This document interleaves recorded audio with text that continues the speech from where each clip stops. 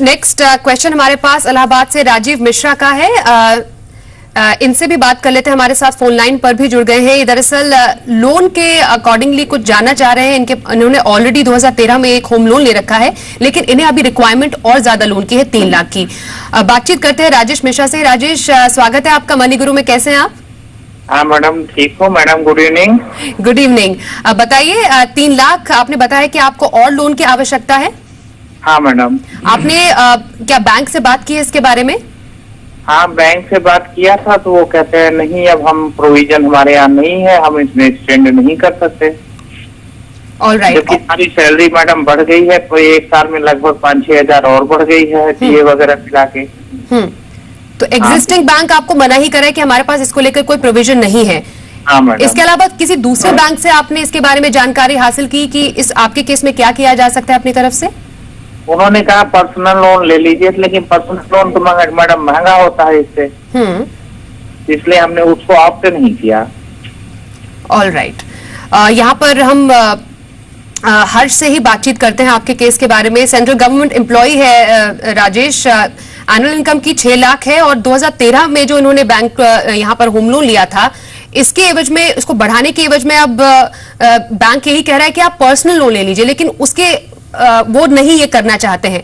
अब ये जो 3 लाख का एक्स्ट्रा लोन ये लेना चाह रहे हैं, उसके लिए क्या करना चाहिए इन्हें, क्योंकि करंट बैंक तो इन्हें मना कर रहा है। तो राजेश जी, ये जो 3 लाख का लोन ले रहे हैं, इसका आप क्या करिएगा? क्या वजह से ये अपफ्रंट अब ये एडिशनल रिक्वायरमेंट क्या वजह से आई? और जो आपका जो घर खरीदा था वो रेडी है और उसका एग्रीमेंट वैल्यू कितना है?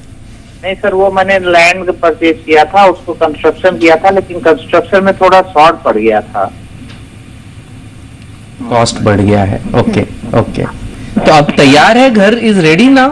हाँ सर, रेडी है सर, उसका थोड़ा सा फिनिशिंग टच देना है। ओके। तो राजेश जी, ऐसा है कि अगर बैंक ऑफ बड़ौदा आपको ये एडिशनल लोन नहीं दे रहा, आपकी सैलरी अब बढ़ भी गई है और एडिशनल कॉस्ट होने की वजह से ये एडिशनल लोन आपको लेना पड़ रहा है, तो आप एक काम कर सकते हैं, आप अपना लोन शिफ्ट कर सकते हैं।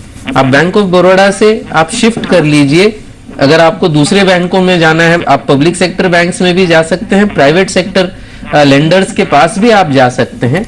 अगर आपका track record, pre EMI interest आप भरते रहे होंगे अभी तक, उसका अगर ट्रैक रिकॉर्ड अच्छा है आपका, तो आपको लोन ट्रांसफर होने में दिक्कत नहीं आएगी और ट्रांसफर में 3 लाख एडिशनल लोन भी आपको सेम रेट पर मिलने की जो चांसेस हैं वो काफी ब्राइट है।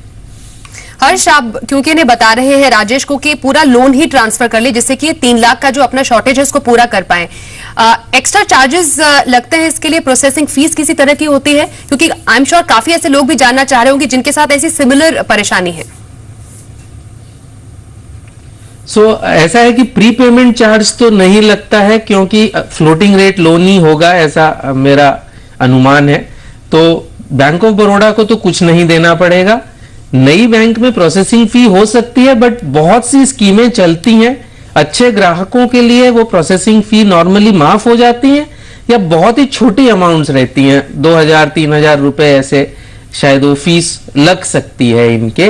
दी अदर थिंग इज कि एक फ्रैंकिंग चार्जेस लगता है, वो 0.2% लगता है, यानी महाराष्ट्र में यह है, हर स्टेट में अलग होता है। तो अगर मैं 0.2 मानूं, यूपी में भी एग्जैक्टली यूपी में कितना है मुझे नहीं पता, तो 25 लाख पे अगर 0.2, 27 लाख पे 0.2 माने, तो करीबन वो जो 5-5.5 हजार रुपए होते हैं वो इनको देने पड़ेंगे। ऑलराइट राजेश, बेटर आपके लिए यही बता रहे हैं हर्ष की नेक्स्ट नए बैंक में अगर आप लोन ट्रांसफर करते हैं तो आपके लिए 3 लाख अतिरिक्त लोन लेना आसान हो सकता है। फिलहाल यहाँ पर एक ब्रेक के लिए रुकेंगे।